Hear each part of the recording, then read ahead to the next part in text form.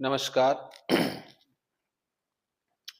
या श्री स्वयं सुकृति नंग भवनेषु अलक्ष्मी पापात्मनं कृतधियं हृदयेषु बुद्धि श्रद्धा शतांकुल जन प्रभवस्य लज्जा तां त्वां नतास्म परिपालय देवी विश्वम।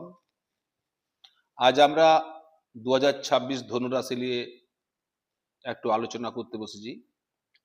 যারা আপনার আমার এই ভিডিওগুলি দেখেন প্রত্যেকের কাছে আমার অনুরোধ 9732153765 এই নাম্বারে আমার সঙ্গে ফোনে কথা বলতে পারেন।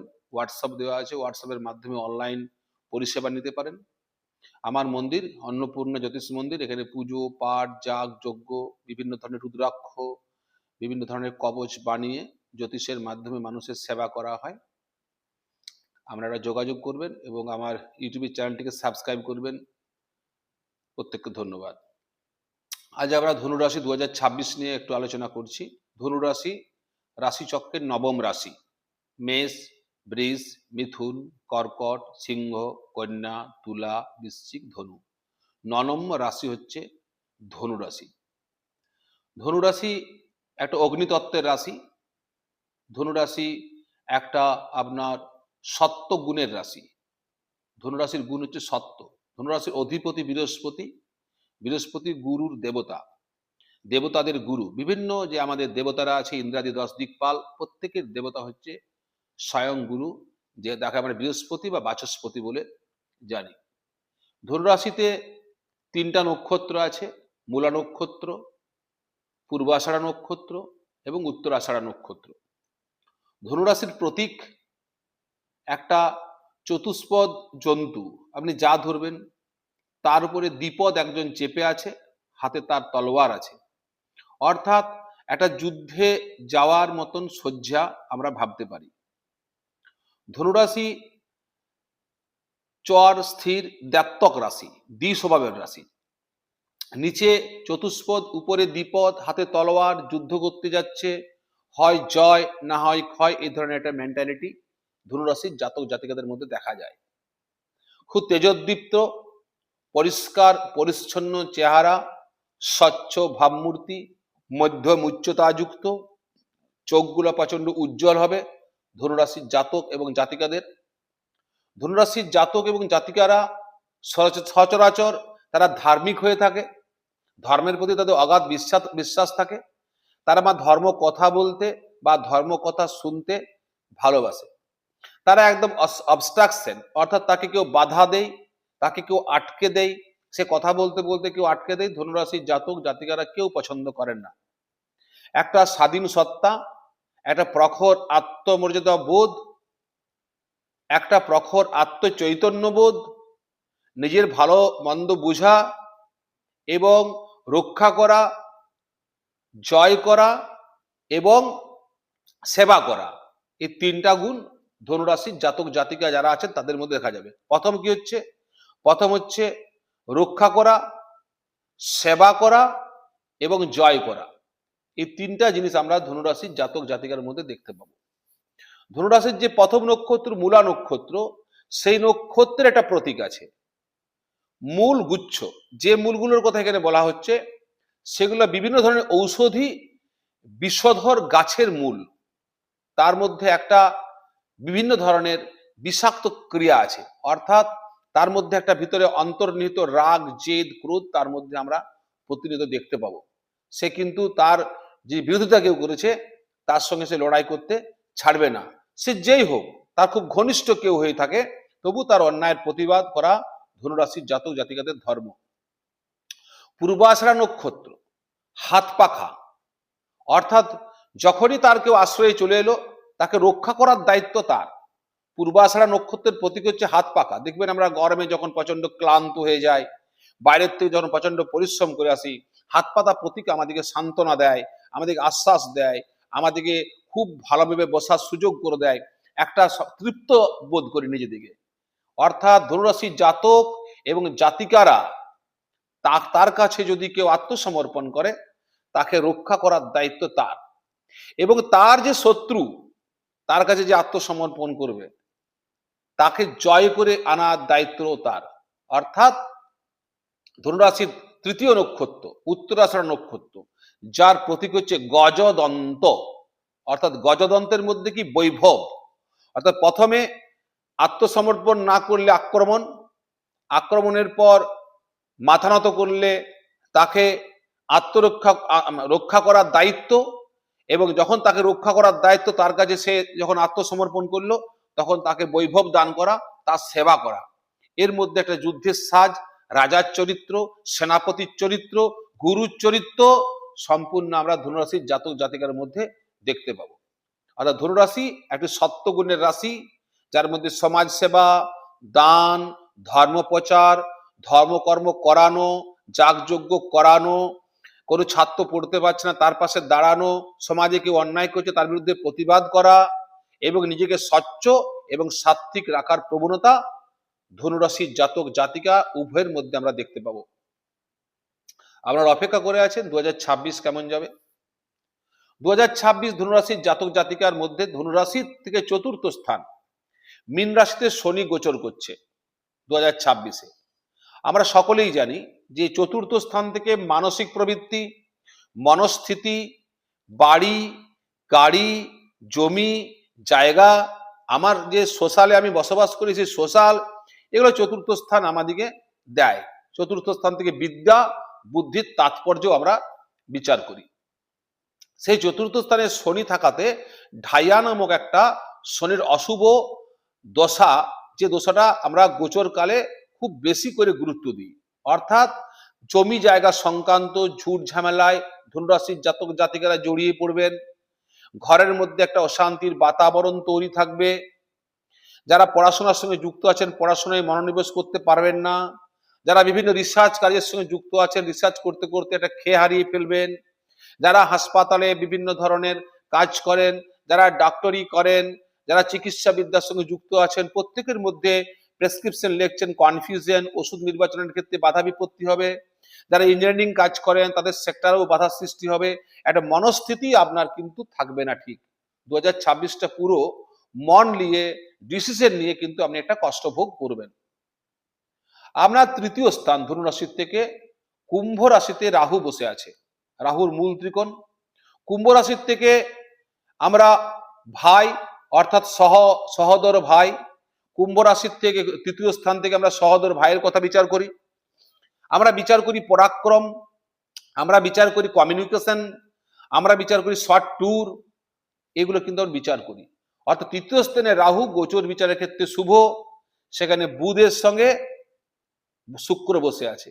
অর্থাৎ পরাক্রমের মাধ্যমে নিজের জীবনে ধনাগমের পথ প্রশস্ত আপনি করবেন পরাক্রমের মাধ্যমে। আবার মন দুর্বল হয়ে যাবে, কিন্তু ওই যে রাহু আছে, রাহু আমাকে পরাক্রম দিবে যে তুমি কোনো প্রকারে জব্দ হও না, তোমাকে লড়াই করতে হবে, তোমাকে ছিনিয়ে আনতে হবে, তোমাকে রক্ষা করতে হবে। এই ধরনের একটা মানসিকতা রাহু আপনাকে দিবে। এবং আপনি বিদেশি কোনো সম্পর্কের সঙ্গে নিজেকে যুক্ত করবেন, বিদেশি কোনো ব্যবসায়ের সঙ্গে যুক্ত করবেন। যারা ধনুরাশির জাতক জাতিকারা একটা ভালো কোনো পড়াশোনা করে বসে আছেন বা কোনো একটা ভালো ব্যবসা করছেন, দেখবেন বিদেশের সঙ্গে একটা সম্পর্ক তৈরি হবে। এখন তো আমাদের সোশ্যাল মিডিয়ার যুগ, যে কোনো ভাবেই আমরা যোগাযোগ করে উঠতে পারি। অর্থাৎ পরাক্রমের পরিচয় সমাজের বুকে আমরা রাখতে পারবেন। শর্ট ট্যুর, ছোটখাটো দেশের মধ্যে ঘোরাঘুরি করতে পারবেন। কমিউনিকেশনটা খুব বেটার সবার সাথে থাকবে। আপনার মন ভালো থাকবে না, কিন্তু তবুও একটা কমিউনিকেশনের মধ্যে আপনি সবসময় থাকবেন। ধনুরাশির সপ্তম স্থান বৃহস্পতি বক্রী হয়ে বসে আছে।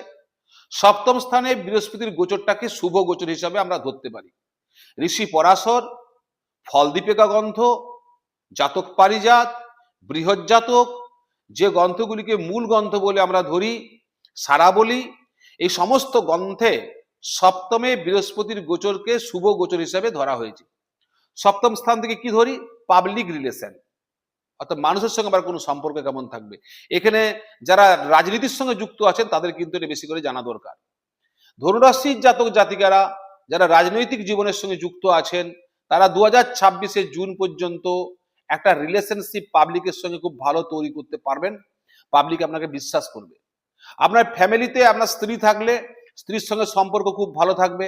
আপনি যদি কোনো প্রেম প্রীতি ভালোবাসার সঙ্গে নিজেকে যুক্ত করেছেন বা কাউকে ঠিক করে রেখেছেন বিবাহ করব, সেই বিবাহ আপনার জুনের মধ্যে বাস্তবায়িত হবে। আপনি যদি কোনো বিবাহ বহির্ভূত প্রেমের সঙ্গে যুক্ত থাকেন সে প্রেমিকাও কিন্তু আপনার সঙ্গে খুব ভালো ব্যবহার করবে, আপনার বিরুদ্ধে যাবে না। এই ধরনের একটা প্রেম সংক্রান্ত ঘটনার ক্ষেত্রে বৃহস্পতি আপনাকে অনেক সাপোর্ট করবে এবং আপনি খুব ভালো বিপরীত লিঙ্গের যে সুখটা আমরা আমাদের জীবনে পেতে চাই, সেই বিষয়ে কিন্তু ধনুরাশির জাতক জাতিকা উভয়ের বিপরীত লিঙ্গের থেকে একটা মানসিক সুখ পাবেন, আপনার বিরুদ্ধে যাবে না। এটা গেল আপনার সপ্তম স্থান। এডুকেশন সেক্টর একটা বড় প্রশ্ন। যারা ধনুরাশির জাতক জাতিকারা আছেন, যারা বিভিন্ন ধরনের প্রতিযোগিতামূলক পরীক্ষার সঙ্গে এই বছর আছেন 2026, আমি মনে করি যে গোচরের পরিস্থিতি আপনার যা, কিন্তু আপনি সেই জায়গায় কিন্তু ভালো একটা কোনো কিছু করে উঠতে পারবেন না। আপনার যে এক্সপেকটেশন আপনি ফুলফিল করতে পারবেন না, একটা মানসিক কষ্ট হবে। শেয়ার মার্কেটিং, বৃহস্পতি সপ্তমে, আপনি কোনো শেয়ার মার্কেটিং এর কথা ভাবতে পারেন। যারা কোনো লটারির টিকিট মাঝে মধ্যে কাটেন, আপনার কিন্তু কিছু সফলতা পেতে পারেন। লটারি কাটতে আমি বলছি না, কিন্তু যে কাটেন, যার নেশা আছে, তার যদি ধনুরাশি হয়, সে কিন্তু এই সময় 2-4টে লটারি পাবেন এবং আপনার মনের মধ্যে একটা আনন্দ আসবে, কিছু অর্থাগম আপনার জীবনে ঘটবে। আপনার সিংহ রাশি অর্থাৎ ধনু, মকর, কুম্ভ, মীন, মেষ, বৃষ, মিথুন, কর্কট, সিংহ, 9th হাউস আপনার ভাগ্য, 9th হাউস আপনার পিতা, 9th হাউস আপনার ধর্ম, 9th হাউস আপনার ধর্ম রক্ষা করা, 9th হাউস আপনার ধর্মকর্ম করে পুণ্য অর্জন করা। এতগুলো কথা আমরা 9th হাউস থেকে বিচার করতে পারি। পিতার স্বাস্থ্য, যদি আপনার পিতার স্বাস্থ্য নিয়ে কিন্তু আপনি একটু টেনশনে থাকবেন। শুধু পিতা নয়, পিতা মাতা, ঘরে যদি কেউ গ্র্যান্ডফাদার থাকে, তার স্বাস্থ্য নিয়েও কিন্তু টেনশনে থাকবেন, একটু টেনশন। পিতার সঙ্গে মনোমালিন্য, পিতা আপনাকে বুঝতে ভুল করবে। আপনি একটা কোনো ভালো কাজের জন্য বেশি ইনভেস্টমেন্ট করতে যাচ্ছেন, পিতা আপনাকে বাধা দিবে। ধর্মকর্ম করবেন, আপনার মধ্যে ধার্মিক ভাব আছে, কিন্তু যতটা ধার্মিক ভাব আপনার 2024-এ 25-এ আমরা দেখেছি, 2026-এ ধর্মের প্রতি একটা আস্থার অভাব, ধর্মকে নিয়ে একটা বিতৃষ্ণা, ধর্মস্থানে যাওয়ার ক্ষেত্রে বিতৃষ্ণা, জব করেন, ব্রাহ্মণের ছেলে জব করেন, জবের প্রতি আপনার আগ্রহ থাকবে না।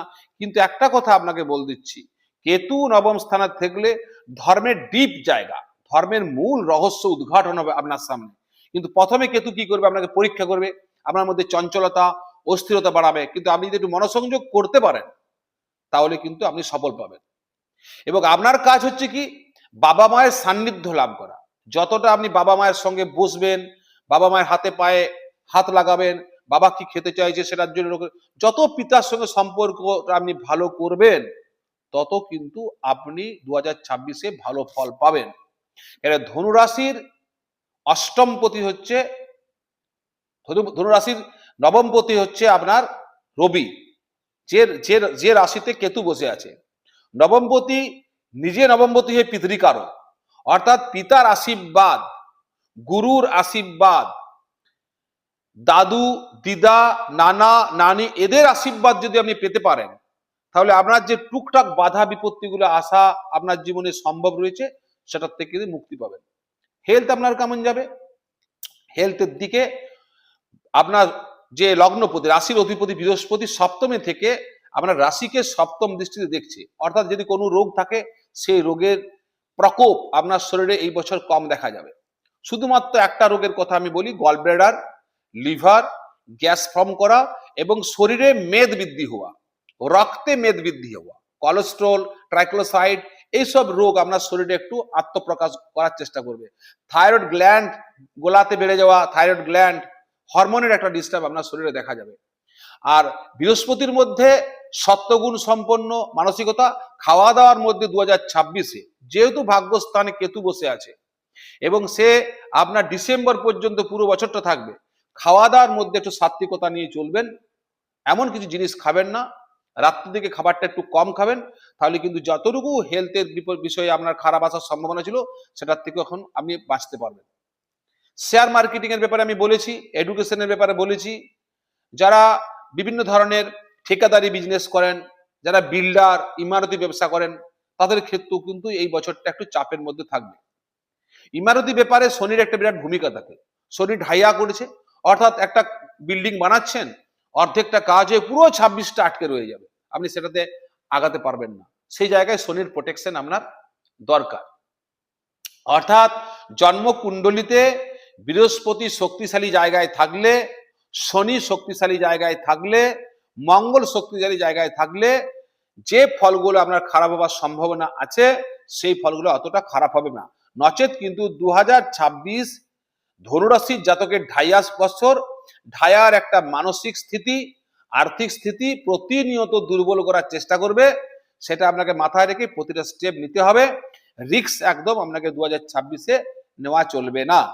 ধনুরাশির জাতক জাতিকারা আপনারা খুব ভালো, 2026 আপনাদের ভালো হোক। নমস্কার।